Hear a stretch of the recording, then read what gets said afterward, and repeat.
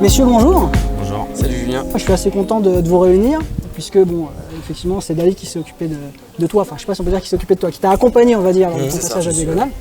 Ce qu'on peut faire, c'est que vous pouvez vous présenter tous les deux, on va commencer par Tom, et puis toi tu nous expliqueras ce que tu fais à l'école. Très bien. Bon, voilà, bonjour, je m'appelle Tom, j'ai 20 ans, je suis comédien, et en fait je tourne depuis que j'ai l'âge de 10 ans.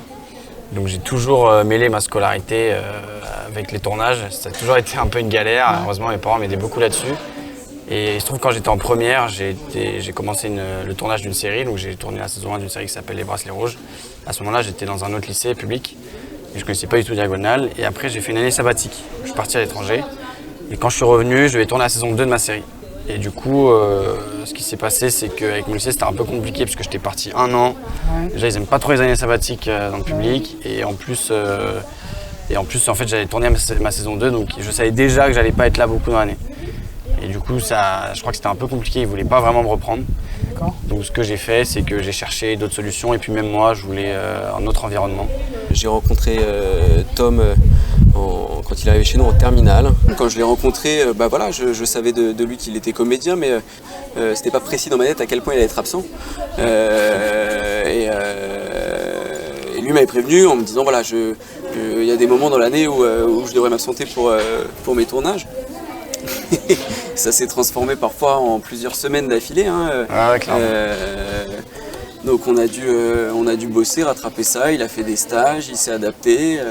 Globalement, on essaie de trouver des solutions pour que ces élèves-là puissent joindre les deux bouts scolairement et artistiquement ou sportivement. C'est un boulot à part, c'est-à-dire de pouvoir s'adapter vraiment aux besoins de ces profils-là qui ont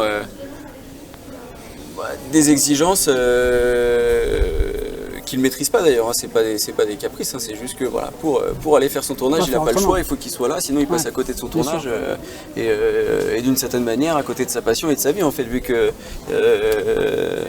c'était pas du pipeau, c'est ce qu'il fait maintenant et il en vit, donc on peut dire que ça a été rentable de s'adapter à son agenda, mais je suis assez fier parce que d'une certaine manière, j'ai contribué pour toi cette année-là, ta carrière.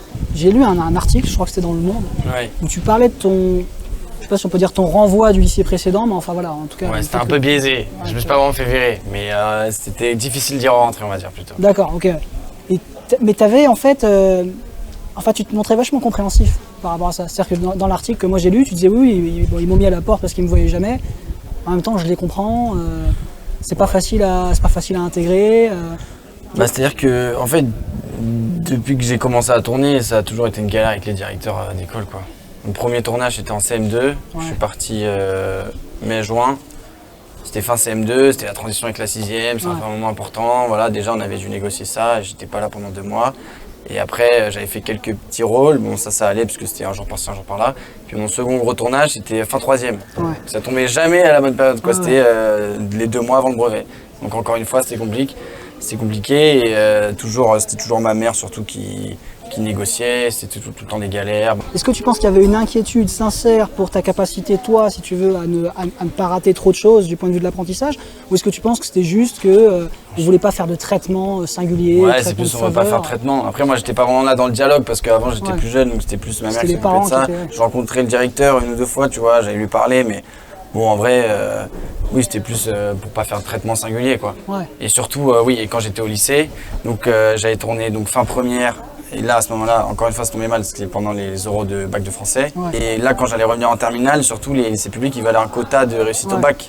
Donc je crois que c'était surtout pour ça, en fait, que ça a dérangé, ils stressaient un peu. Potentiellement faire chuter leurs stats. Parce que j'étais parti 1 an après la première, donc j'étais un peu un cancre, je suis parti 1 an. Et après, j'allais pas être là. Donc eux, ils avaient peur que j'ai pas le bac, en fait, surtout. Donc ça, c'est une angoisse que tu as sentie? Moi, je pense que c'était surtout ça, Je pense que c'est une somme de plein de choses. C'est quand même plus subtil que ça. On peut pas. Ce serait une caricature de dire le le conflit d'intérêt est total, le chef d'établissement veut uniquement de bons résultats au bac. Moi, c'est du pour coup, ça, le projet pas catégorique de là-dessus. Tom vient potentiellement faire baisser ces statistiques-là, on n'en veut pas. Je pense qu'il y a une vraie idéologie dominante de l'égalité Ouais. stricte, mathématique. C'est- A égale B égale C égale D, etc. Quantifiable, et qu'il faut reproduire à l'identique le même schéma. C'est très républicain, quoi. Exactement. Pour chacun. Et qu'il y a des gens qui sont réellement habités par cette pensée-là. Et que la différence-là peut venir potentiellement gripper le processus, serait éventuellement réservé qu'à une certaine forme d'élite, il faut s'en méfier, etc. On n'a pas cette culture-là en France, effectivement, d'être capable de mener de front plusieurs vies à la fois. J'ai un peu le sentiment qu'on va essayer de nous inculquer assez jeunes, que quand même grandir, c'est savoir choisir d'une certaine manière. Et que choisir, évidemment, c'est renoncer, en partie, à certaines choses, qu'on ne peut pas tout avoir. Mais au-delà de cette mentalité, il y a aussi, c'est ce que tu expliquais, c'est qu'il faut leur coller au basque une fois qu'ils reviennent, quoi. Il y a assez peu de métiers en fait dans le monde qui occupent autant ton mental et ta psyché que l'école à l'adolescence. Enfin, on oublie ça. C'est un processus qui est ultra rigoureux et si tu n'es pas pleinement dans le projet, tu peux te retrouver en difficulté. Et se mettre en rupture avec cette routine-là, ça demande d'énormes efforts au redémarrage. Il a besoin, quand il revient de tournage, d'un accompagnement particulier. Et si on n'est pas là vigilant à son retour,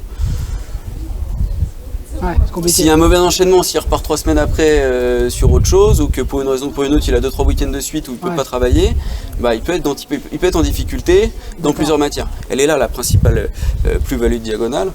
On a ce savoir-faire-là, on a cette expertise-là, et on a cette envie-là, cette motivation-là, cette faculté à donner plus pour certains à des moments clés où ils en ont besoin. Donc, quand tu aimes tes gamins et quand tu aimes ton métier, en fait, c'est ce qui vient naturellement. Ouais. C'est bien sûr. c'est aberrant de penser que tous peuvent avoir les mêmes besoins au même moment. Et on en vient à des arbitrages qu'on arrive à assumer nous et que certains ne veulent pas assumer. Ouais.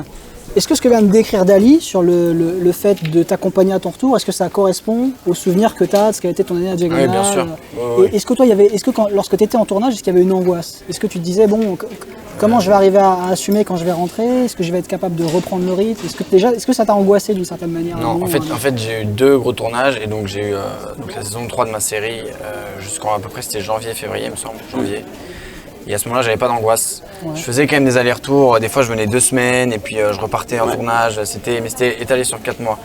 Et j'avais pas d'angoisse. C'était le début de l'année. Et puis en vrai, j'étais assez confiant et tout. Et j'avais vu que ça se passait bien. Ouais. Et surtout, quand je revenais, par exemple, je sais pas, aux vacances de la Toussaint, au final, il se trouvait qu'à ce moment-là, je travaillais pas. Et donc tout le monde partait en vacances. Et moi, je venais donc sur ce site-là, là, à Colbert, faire une semaine de soutien, par exemple de maths ou tu vois, de philo, trucs comme ça. Et je rattrapais tout le temps perdu en une semaine parce que c'était hyper intensif. Et par contre, il y a eu un moment où j'ai eu un peu la pression, c'était en fin d'année, c'était en avril-mai. Ouais, c'était ça. Je suis parti en tournage en Corse. Et là, comme vous disiez, il faut une rigueur en fait pour étudier. Par exemple, si j'avais fait le CNED, il aurait fallu une rigueur énorme. Et en fait, quand j'étais en tournage, moi, j'arrivais pas à travailler. Pour être honnête, je faisais rien quand j'étais en tournage, quoi. Et là, quand j'étais en Corse, on devait préparer les oraux de langue, espagnol et anglais. Et il y a des dizaines de fois où j'avais ramené tous mes cours, tous les trucs, les fiches et tout, et j'ai essayé de m'y mettre, quoi, mais en fait, j'y arrivais pas. Tu vois, parce que en fait, qu'est-ce qui j'étais dans bloquait, un. en fait c'est quoi? C'est que toute ta concentration était prise par ce que tu étais en train de faire artistiquement? Ouais, j'avais des jours de libre, hein. Il y avait plein de moments où je pouvais le faire, mais c'est juste, t'es pas dans l'environnement où Je savais que quand j'allais revenir, j'allais travailler, et quand je suis revenu, j'ai travaillé vraiment à fond pour avoir mon bac. Je pense que de savoir qu'à ton retour, tu auras une équipe pour t'expliquer ce que tu as raté, c'est quand même très sécurisant et tu peux te consacrer à fond à ton tournage, à ce que tu fais. Tu n'es pas en train de te prendre la tête, tu n'es pas dans la schizophrénie de te dire je suis en train de rater quelque chose, ça va pas aller au bout de cette histoire. À partir d'un certain niveau de pratique, certains ont du mal à avancer, à faire vraiment le double projet, quoi. C'est pas facile. Est-ce que toi tu t'es déjà posé la question de savoir si... est-ce que tu t'es déjà dit il va falloir que je choisisse? Entre Ouais, entre mais oui, je me le suis déjà dit. Ouais. Ouais. Mais en vrai, je voulais quand même avoir le bac. Et si toi, avec le recul, si t'avais dû choisir, J'ai dû choisir cinéma, j'ai choisi. ouais. Ouais, sans hésiter. Ça, c'est quels que soient les. Alors, tu vois, tu peux discuter avec un nageur, tu peux discuter avec un comédien, tu peux discuter avec un réalisateur, tu peux discuter avec qui tu veux. Ça fait partie. Les gens, on en arrive toujours à cette question. Tu vois. Quand tu leur demandes si tu avais dû choisir, qu'est-ce que tu aurais choisi, ils auraient tous choisi leur passion. Mais c'est évident. Tout le temps. C'est évident, mais c'est super courageux. Oui. Oui, Parce c'est que vrai. tout indique, si tu en crois les gens qui t'entourent, si tu en crois la doxa, tout indique qu'il vaut mieux aller à l'école. Quand même. Ah bah c'est presque du militantisme ce qu'ils font. Moi je suis en Ouais. admiration. C'est des rythmes Ouais. qui sont super exigeants. T'es là sur 2 cours, tu bouffes ton sandwich, tu pars à l'entraînement, c'est un truc de dingue quoi. Ouais, Après, ouais, moi, c'est c'était sûr. pas ça, moi. Toi c'était pas ça, parce Non. que c'est pas la même chose. Toi c'est plus sur des périodes Ouais, données c'est et des après périodes. t'es Après, je plus suis relax. tranquille, ouais, voilà. ouais. Mais le double cursus c'est impressionnant. Toi, si tu devais résumer en quelques mots ton passage à Diagonale, ou les, je sais pas moi, les émotions qui te reviennent, ou les sentiments qui te reviennent. Ah bah, c'était génial. Hein. Déjà, j'ai fait des bonnes rencontres. Ouais. Déjà, au moment où j'étais en cours, j'ai fait des très bonnes rencontres.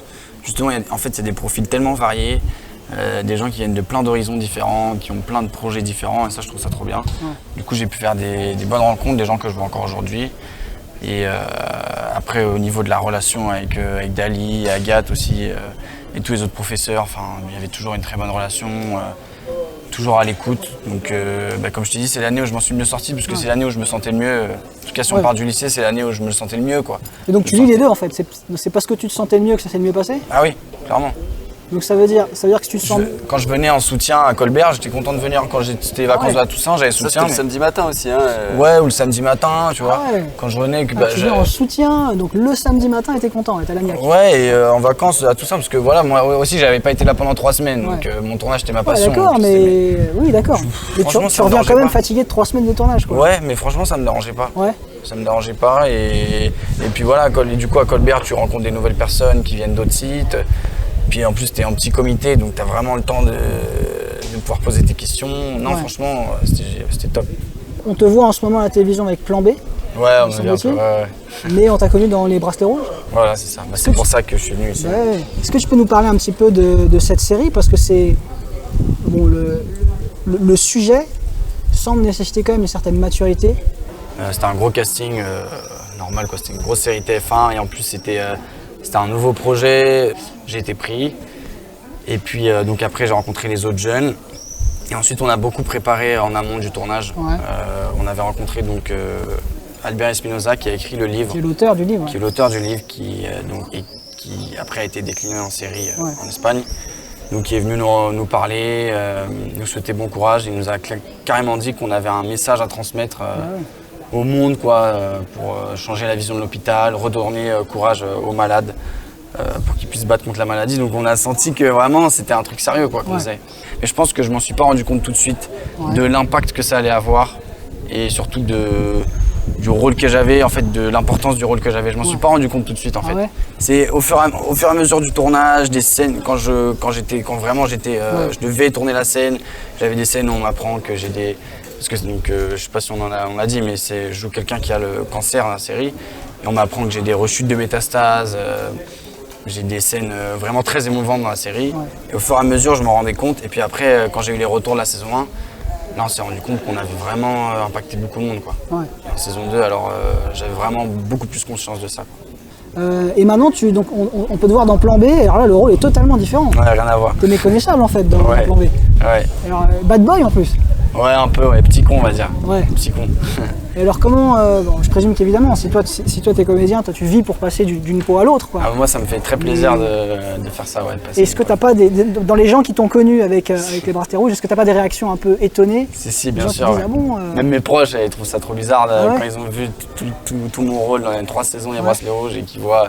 Après, en plan B, j'ai un petit rôle, tu vois, ça a été rapide, mais, Ouais, mais on voit quand même la différence. suffisamment pour que la nuance voilà, soit Ouais. remarquée, quoi. Si, même mon agent, elle m'a appelé il y a 2 jours, elle m'a dit attends, mais je t'ai vu dans Plan B, mais c'est quoi ce truc et tout, on a envie de te mettre des claques, mais elle a dit c'est génial quoi, ça marche hyper bien et tout. Ouais, c'est que l'objectif est atteint, quoi. Ouais. La suite pour toi, c'est quoi ton actualité en ce moment? Qu'est-ce que c'est? Là, je tourne pour France 2 une nouvelle série. Je peux en parler, ça va s'appeler L'île aux 30 cercueils. Donc ça va être, je pense qu'il va y avoir qu'une saison, ça va sortir l'année prochaine. D'accord, ouais. Voilà, j'ai un rôle secondaire. Et en ce moment, je passe énormément de castings. En fait, les castings, là, depuis 2 mois, il y a beaucoup de castings. Il y a tout qui Ça reprend, reprend, là, ouais, à fond. Ok. Du coup, là, j'attends des réponses. Je vais sans doute, ouais, on touche du bois. Ouais. Ah, on Et est puis, dessus, hein. je vais sans doute jouer cet été, ouais, avec Depardieu. Ah Je sais pas si ouais. je peux le dire, mais c'est un peu une exclu, ouais. Je vais jouer quelques jours, 4-5 jours avec Depardieu. Je suis content, ouais. Ah ouais, c'est Ça immense. fait plaisir. Ouais, ça immense, fait plaisir. Gérard Depardieu. Et sinon, ouais, j'attends des réponses. Est-ce qu'au-delà de ton travail de comédien, est-ce que toi, tu as d'autres aspirations dans le cinéma ou à la télévision? Est-ce que tu aimerais écrire? Est-ce que peut-être tu écris? Est-ce que tu réalises? Est-ce que tu aimerais réaliser? J'aimerais. Pour l'instant, j'ai rien fait de tout ça, mais j'aimerais écrire. Je sais pas réaliser, peut-être réaliser Ouais. et produire. Ouais, donc c'est vraiment J'aimerais. quelque chose qui... Oui, oui, après, j'aime. Il y a plein d'autres choses qui m'intéressent en dehors du cinéma que Ouais. j'aimerais faire aussi. Ouais.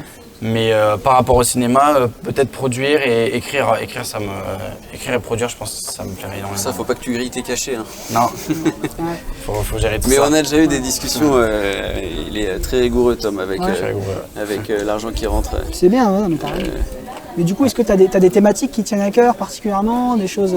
Non, pas particulièrement. Non. Je m'intéresse vraiment à tout type de thématique. Tu vois, c'est comme les rôles, je pense qu'on pourrait me proposer n'importe quoi, je serais toujours Ouais. content de m'aventurer là-dedans. Ouais. Et pareil pour les thématiques, enfin après en termes d'écriture, j'ai déjà plein de projets dans Déjà ma des tête, idées, tu vois. ouais. Ok. Mais sur des thématiques tout à fait différentes. Ouais. Et en termes de production, pareil, peu importe quoi, tant que le projet me plaît.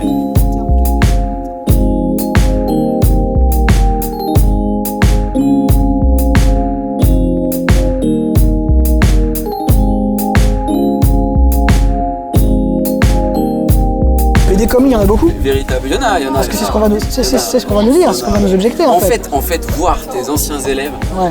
c'est vraiment, c'est un vrai plaisir. C'est Ouais. un vrai plaisir. C'est ouais. voilà, t'as envie de les serrer dans les bras. C'est un vrai plaisir. Et nous, et revenir il y en a- sur le site là-bas, et ça il y en va a- plaisir et aussi. il y en a- et ils viennent, ils reviennent. Hein. Ouais, ouais, ils reviennent, on se hein, croise, tous ouais, bien sûr, régulièrement, ils bien sûr. reviennent quoi. Je veux dire, Ouais. je Ça, c'est suis étonnant, jamais hein. retourné voir Ouais, mes moi non profs plus, quoi. ouais. C'est, Ouais, jamais. Mais je reviens pas voir mes profs de mon ancien lycée, hein. Ouais. Je reviens ici quoi, c'est tout. Ils reviennent. Et donc je suis fier de ça parce que voilà, ça veut dire quelque chose. Oui, ça veut dire Ça qu'ensemble veut vous dire avez construit quelque chose, ouais, bien sûr. Voilà, c'est clair.